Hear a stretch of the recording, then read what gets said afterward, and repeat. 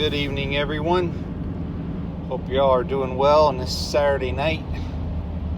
And I hope you all had a good Thanksgiving overall. I hope you were able to get together with friends, family, without incident, hopefully. Had pleasant conversation and just enjoyed yourself as much as you could. That's important. It's important to be able to do that, whether it's just friends or family members or both, because you just never know when you're going to see people again. And you never know when you're, we'll just stick with that. You just never know when you're going to see people again.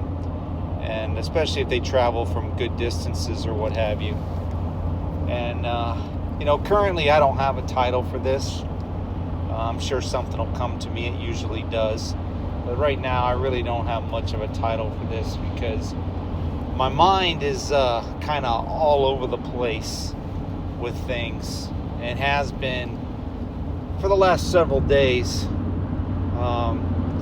Because, I was focusing on, preparation, mostly as my wife and my daughter, but a little bit of my son and I. We kind of all work together for preparation for the Thanksgiving meal and so forth, and then going to see my folks. And my brother was in town for a few days. He actually leaves tomorrow, and got to visit with him. Hadn't seen him, oh boy, been a year or more, maybe 2 years. I don't know when the last time was I saw him. I talked to him on the phone a while back, but I hadn't seen him in quite a while. And so it was good to catch up with him on, Thursday afternoon. And we were going to hang out earlier today, but he had to take an important business call. He's a businessman. And so he had to take a conference call, so we couldn't hang out today like I was planning to, but that's okay. I'm sure we'll catch up again here in the near future. But anyway, yeah, so my mind's been kind of all over the place, mostly focusing on family and, arrangements for Thanksgiving and, preparation and cleanup and so forth. But I've been paying attention to a lot of different things as well, as I'm sure you probably have too. And so the whole purpose of this is I have the time to make a longer video now because I'm on the road. And not by choice, it just kind of turned out to be that way. But it's all cool. It's been a decent night.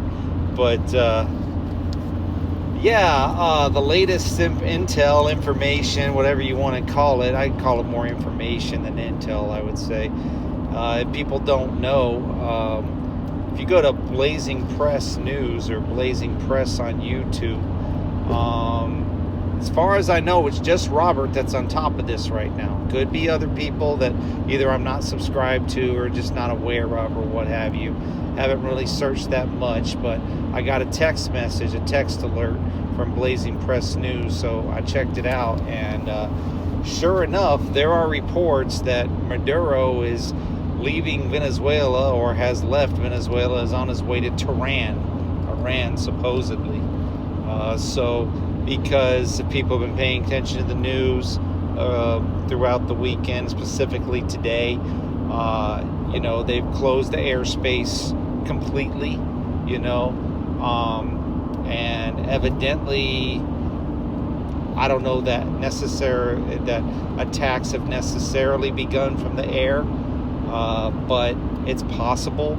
Of course, we've bombed more boats in the water. That's a huge issue now. It's a huge issue now. And if people recall, I started talking about this when they first started doing it, I think. Maybe 2 months ago? Maybe? Not exactly sure. Maybe not quite that long. But I started talking about it, and at the time I called it murder. Because to me it was. I mean, when you just blow people out of the water and you don't have, any solid hardcore physical evidence of crime. And even if you do, there are supposedly rules of law.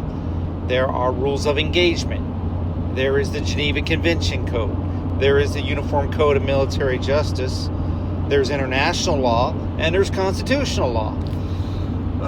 Excuse me. So you can't just blow people out of the water, and not expect there to be consequences and accountability eventually. Well, the reports are now that bipartisan, for what it's worth, congressmen, senators, or whatever, they want to bring the Secretary of War, because they always love war. They changed from the Department of Defense, Department of War, Secretary of Defense to Secretary of War. So the Secretary of War, who I like to refer to as Keg's Breath, they want to bring this guy up on war crimes now. Imagine that. They want to investigate him for war crimes. Isn't that interesting? So, is it going to go anywhere? I don't know. But it encourages me to a certain extent to know that some people actually do care about justice. They do care about the rule of law. They do care about the Geneva Convention Code, the Uniform Code of Military Justice, and so forth. And I hope people see how this is all coming together now. Because I understand it's a hot topic and people get emotional. They get angry. I've been angry. I've been upset. I've been mostly saddened more than anything else over the last several days. And I've pretty much kept it to myself. I haven't shared it with hardly anybody. I might mention some things here and there, talk about a little bit, but, not really go off on a rant or a tangent or anything, because I don't really think anybody really wants to hear it all that much, especially around holiday season. And not only that, it's depressing. It's depressing, and it's very easy to become impassioned by certain things. Like, for me personally, I am impassioned by justice, and the law, and right and wrong, and I get pretty fired up.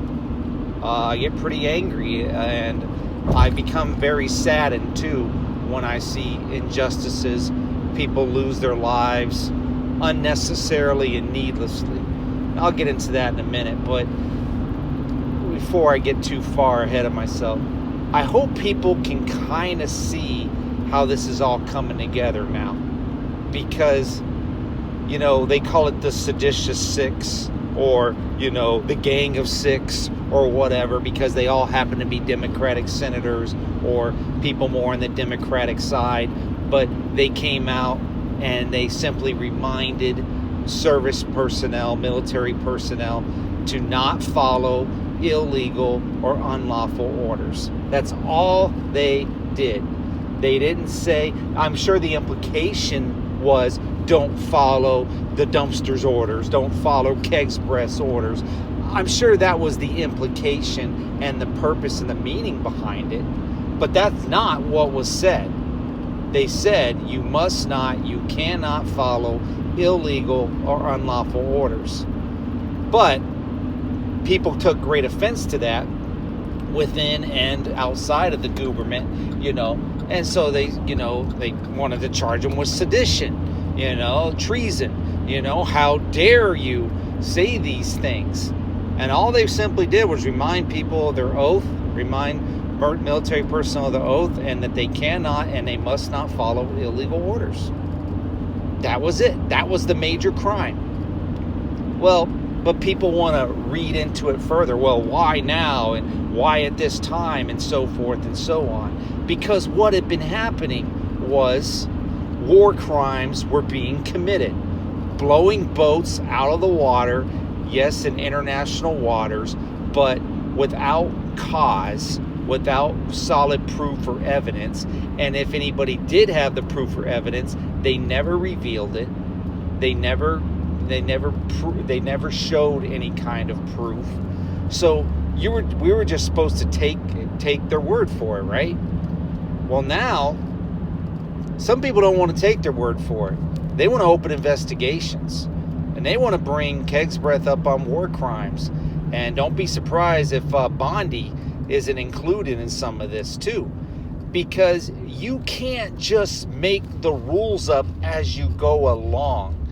I mean, a lot of people, if they're on your side and they believe the way you believe, yeah, they'll support that and they'll go along with it, and they'll say, hey, you know, kind of like the old Nixon thing, you know, if the president does it, it's not against the law.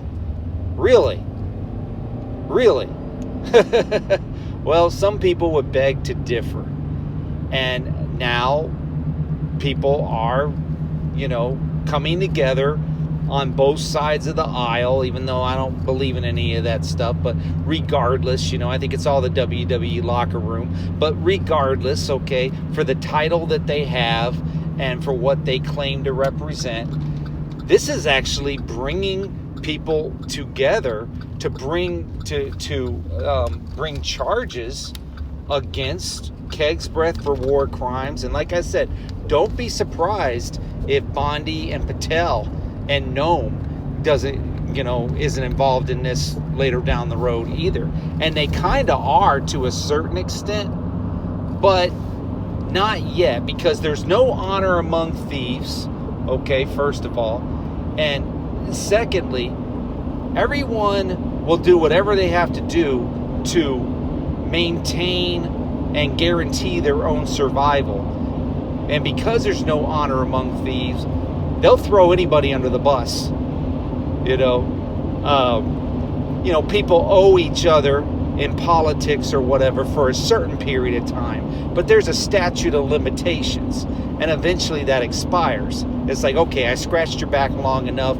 You worshipped me. You worshipped at my altar, for a while, and you got me selected, reelected, whatever else. And you were good. You were good for a while. You were a good player for a while. You served my purposes, but now I'm done with you. Don't be surprised if people start getting fired or removed from their positions or get thrown under the bus, because somebody's going to have to be, somebody or people are going to be sacrificial lambs to save other people from going to prison or from going to, being brought up on charges, being indicted, whatever it is. And isn't it interesting? I think I got a title now. How about, oh, what a tangled web we weave? And I think people know the end of that proverb, when we practice to deceive, right? But I think I'll just stick with, oh, what a tangled web we weave, because that is exactly what is happening. It is deception all the way through and through. People have been constantly deceived, lied to, manipulated from the top down. And because there's no honor among thieves, everybody is expendable in this situation. And this is what I've been observing the last few days, And then usually what happens is somebody who is perceived, whether they are or are not, I think they are, in my personal opinion. But somebody who is perceived to be innocent, who is innocent, winds up losing their life or getting hurt very badly. And then what happened? Now I know people are going to say, well, it's because of that Afghan dude, and and now there's reports that they're attacking Dallas or Fort Worth or whatever, and this and that. But see, people don't see the big picture. That's all part of the psyop. That's all part of the plan, okay, to get people to hate each other because of their skin color or their religion, their nationality, whether they're here legally or illegally or whatever else. And nobody wants to know the full truth, because the full truth is, although the man that killed Specialist Sarah Beckstrom, 20-year-old girl, saddened me and angered me for days. Still does. I just kept it to myself. But,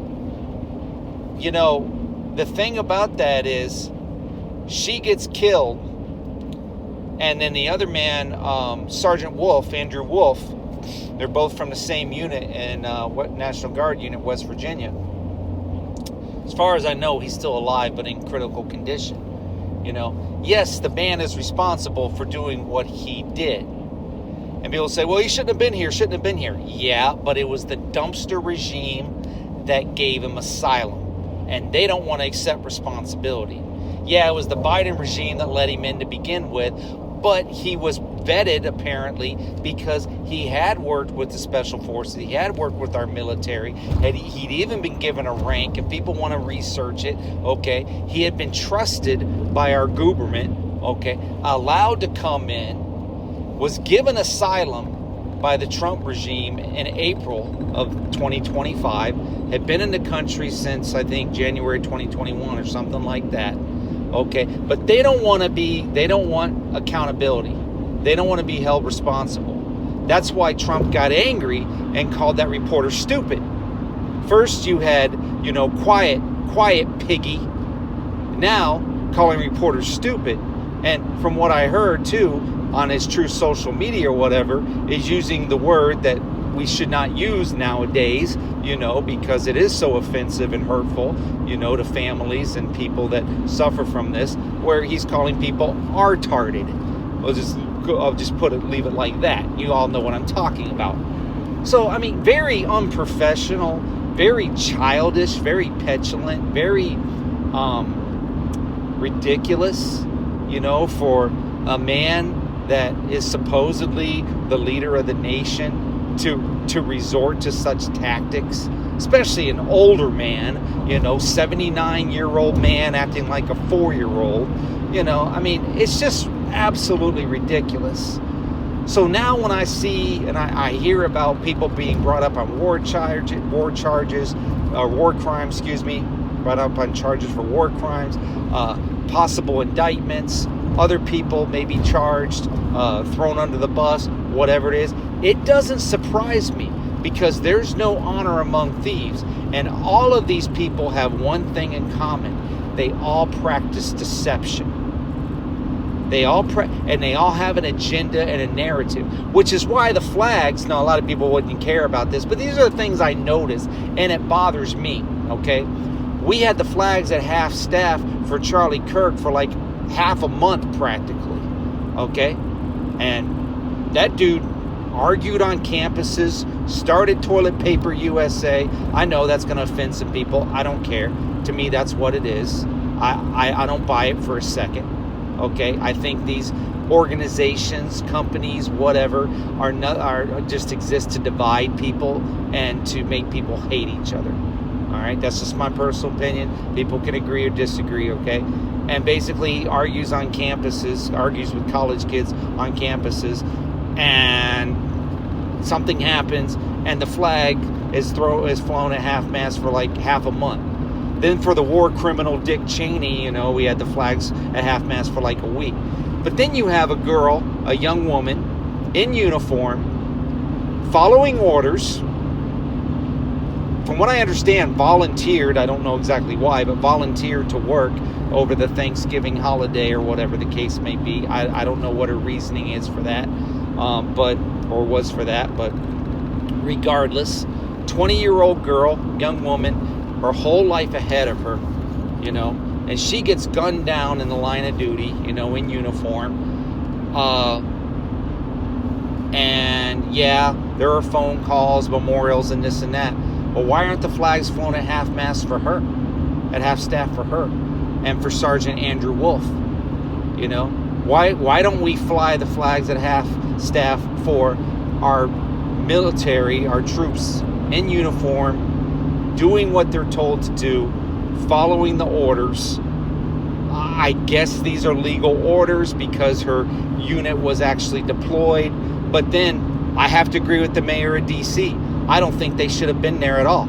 I don't think that the National Guard troops should be on the streets at all. My personal opinion of being in the service, active and reserve, having my whole life basically be the military since I was 5 years old up till basically 2010, okay? But, familiar with a lot of different things, and I know how it works especially when I was in the reserve as a master at arms, like military police. I know how it works when you're patrolling areas. Like when I would do my 2 weeks, one time we were at Fleet Week down in Florida, Fort Lauderdale, Florida, or whatever. I know how it works. You have like a gaggle or a cluster of people kind of like hanging around, and they're supposed to be patrolling, and they're supposed to be vigilant, and they're supposed to be on guard.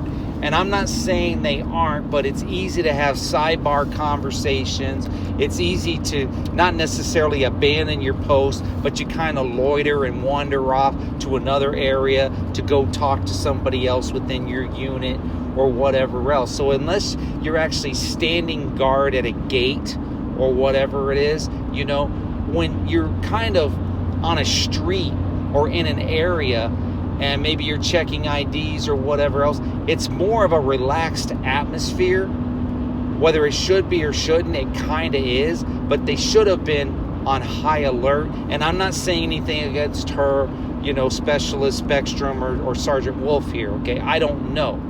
But I do know by my own service and by observing the things I observe and being involved in this, in the Navy Reserve or whatever, that's kind of what happens. You kind of have a cluster of people or a gaggle or whatever else, whatever you want to call it, and people aren't really taking it all that serious, maybe not as serious as they should, or they don't spread out as much as they should.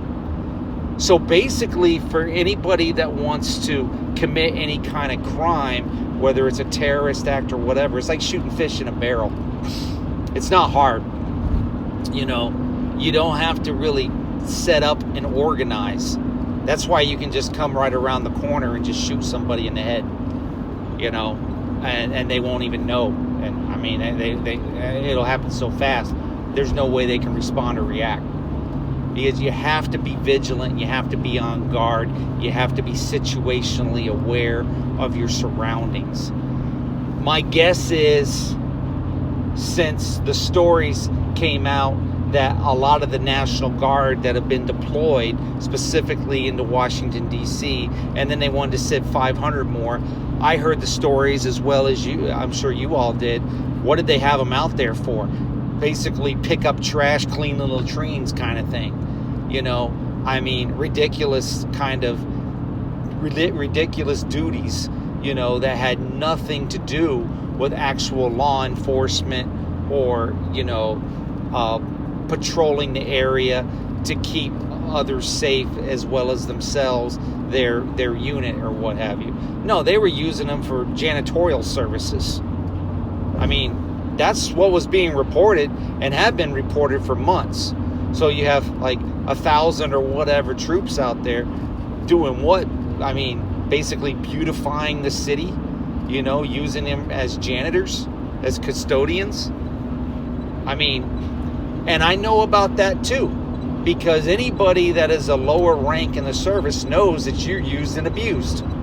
It's just the way it is. Until you can make some rank, E4 maybe, E4 definitely in the Marines, because then you're a corporal, and then that's a big deal. You'll be a squad leader at that time and so forth, and that's a big deal, but E4, E5, corporal to sergeant or whatever in the Navy, petty officer, 3rd class, petty officer, 2nd class.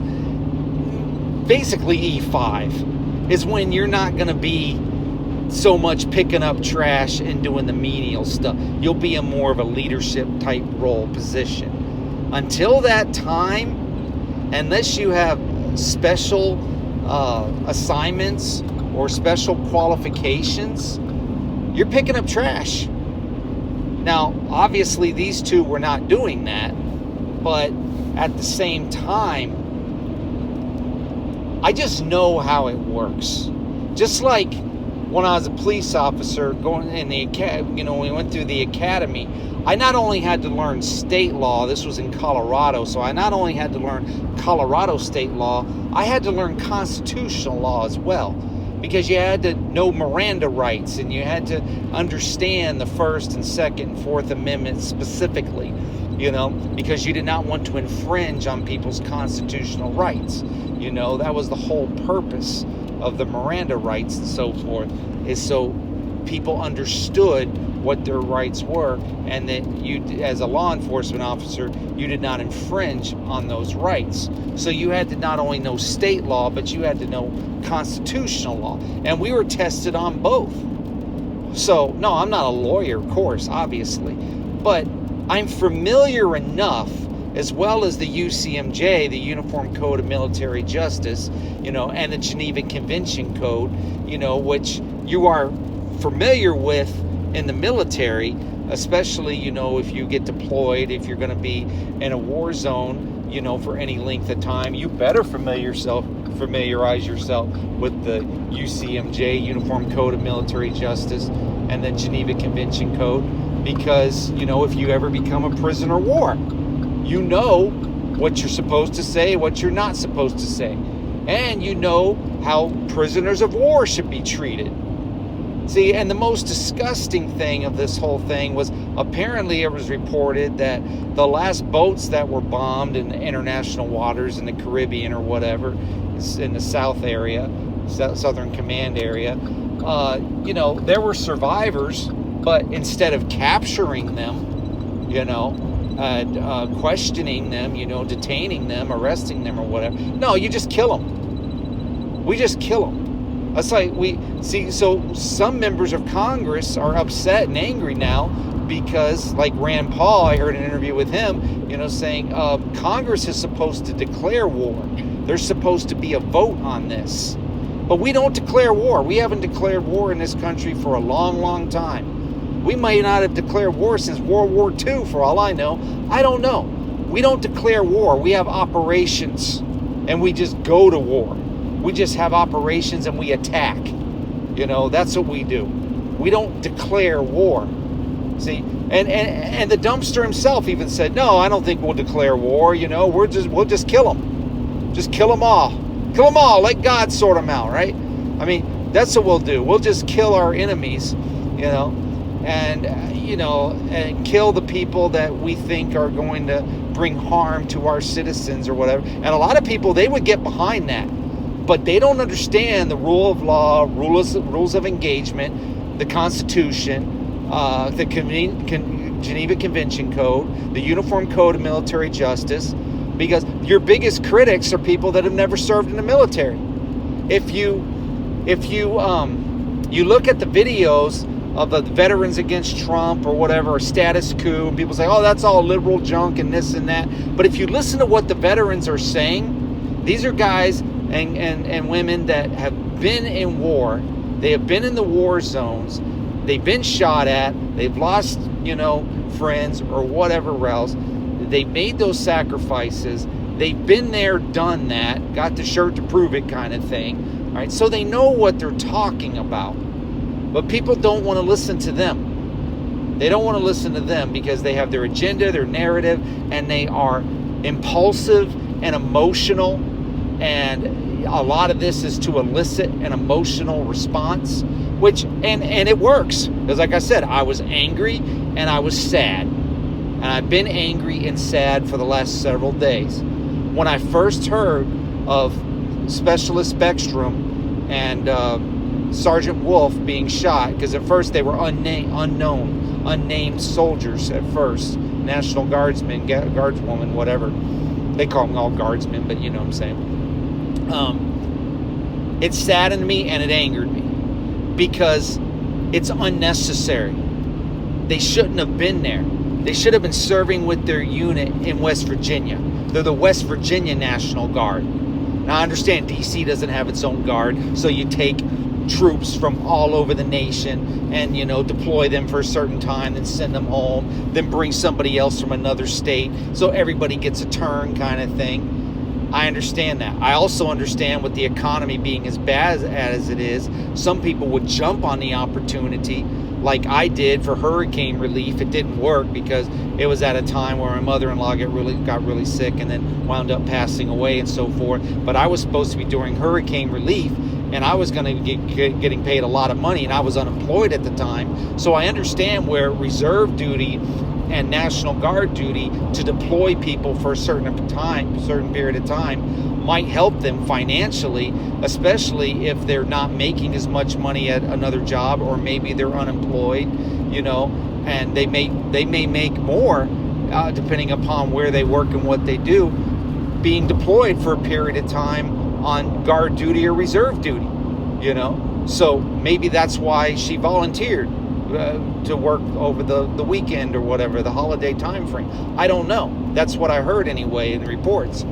So I understand that for a young person's perspective, a 20-year-old, and I think Sergeant Wolf is 24 or something like that, you're thinking, I need money, and this is going to help me to earn money to pay my bills or whatever else, and I'm making more money out here than I am, at my other job. And some jobs might even still pay the person that they don't have to legally, they have to hold their job, but they might even pay them while they're serving, in their unit on their 2 weeks or for a long-term deployment. They might still get paid at their job.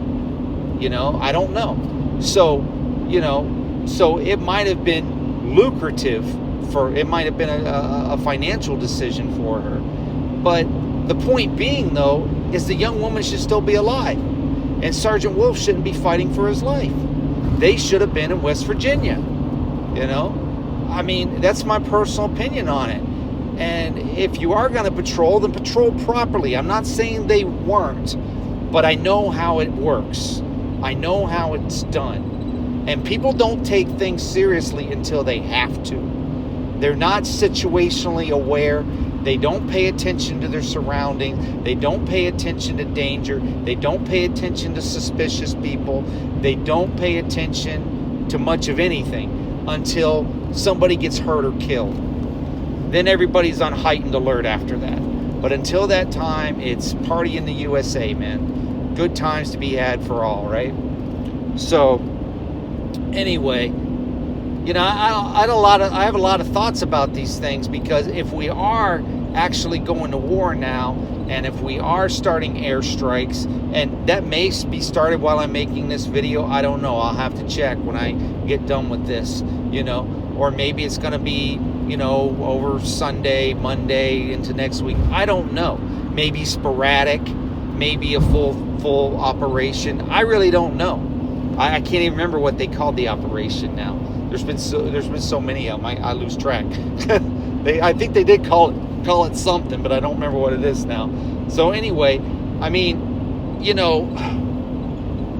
so if this starts up, people evacuate or whatever else, and we start bombing Caracas or whatever else, okay, there's going to be retaliation. We're not going to get away with this. We're not going to get away with it biblically. We're not going to get away with it historically. We are not going to get away with this. We are responsible and we are accountable.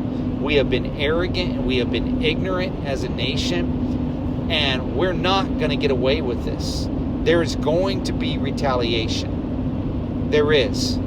And since all they do from Levitt all the way up and down is lie to us and deflect and pass the blame, to someone else, like Patel, well, you'll have to contact Kristi Noem for that information, something the director of the FBI should know, but of course they don't want to admit anything. They don't want to talk about anything. They just want to pass the blame, pass the buck on, whatever else, talk to them about that. That's their area of expertise.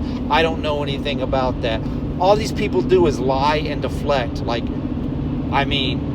Listen, it's been bad for a long, long time, but we were sold a bill of goods with this regime that was not sold previously, in my opinion. And these people are just, man, they take the cake, man.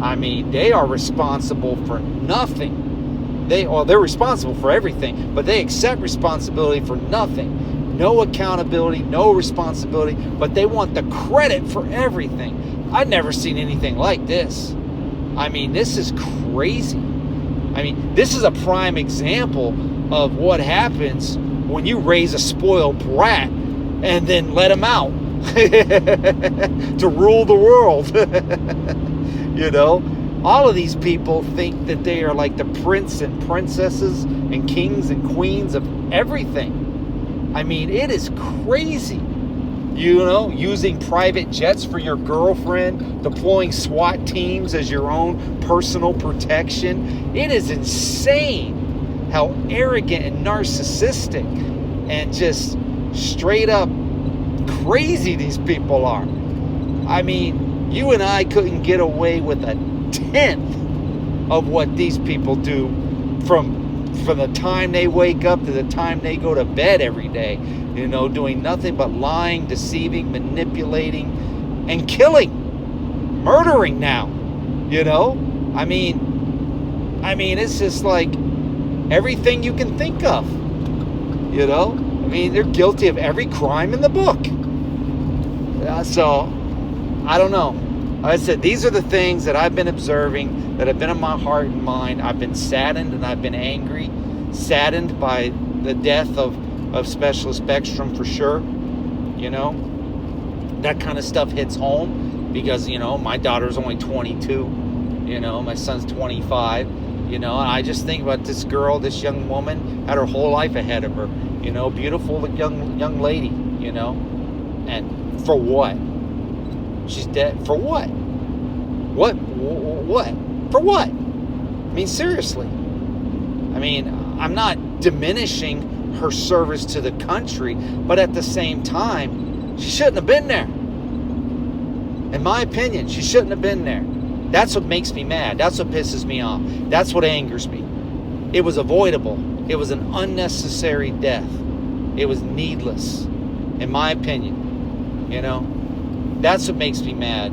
That's what makes me, and it saddens me that this young lady's life is just snuffed out. And possibly Sergeant Wolf's as well at only 24 years of age, you know. And so when people are contentious with me about this, I have no tolerance for it. Zero tolerance. I'll block them, ignore them, whatever. I have no tolerance for it because I've been there. I've been there. I lived the military life since I was 5 years old, you know, okay, on and off as a military dependent and in the service, and I understand how it works, and I know how it goes, and that's why I called this out months ago, at least a month, if not longer, where I said these are war crimes.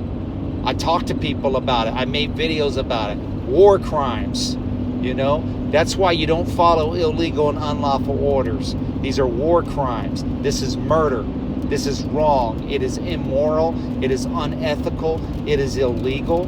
It is against God's law. It should be against man's law, but who cares? But ultimately, it's against God's law, but nobody cares. Nobody cares. I mean, what is so hard about thou shalt not kill? Okay? I mean, this is not justifiable, you know, how do I say it? This is not, it's not justifiable. Let's just put it that way. This is murder. You know, you arrest people, you detain people, you question them, you give them due process, you treat them like human beings. See, we have more in common than most people than we do not in common, okay? We all bleed red, okay? We all have souls. At least those of us that are human do, okay? You know, we all bleed red. We all have souls. We have emotions. We have feelings, you know.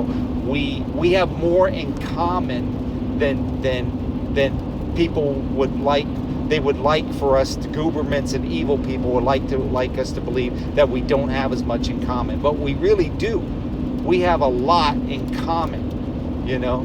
And, you know, God tells us, Jesus tells us to do unto others as we would have done unto ourselves, right? to treat people the way you want to be treated. The story of the Good Samaritan, right?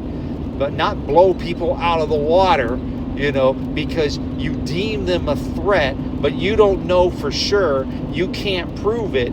And when others ask the questions, you call them stupid, or basically, you don't have to answer those questions, or you don't have to answer to that. And it's just like, no, there needs to be accountability here, and that's what the Coast Guard's for. Interdiction, boarding boats, taking people, detaining, arresting and detaining and questioning, okay? I'm not saying, bring them back to the States, and put them in federal prison or whatever, even though I know that happened because I used to work in federal prison. I was a federal prison correctional officer in a penitentiary, and a lot of our inmates were considered illegals, from other countries or what have you. But regardless of that, just treat them like human beings, okay? That's all I'm saying, You don't just execute people for the sake of executing them because you deem them a threat and you think they're evil. Man, if that was the case, this whole government would be gone by now. I think they're all evil, and I consider them all a threat. And I'm not going to back down from that. Like I said the other day, in my post. Yeah, I was trying to be funny, but at the same time, I was serious. Nazis to the right of me, or communists to the left of me, Nazis to the right. Here I am again, stuck in the middle with you, because we're stuck in the middle because we're neither a Nazi or a communist, right? Okay?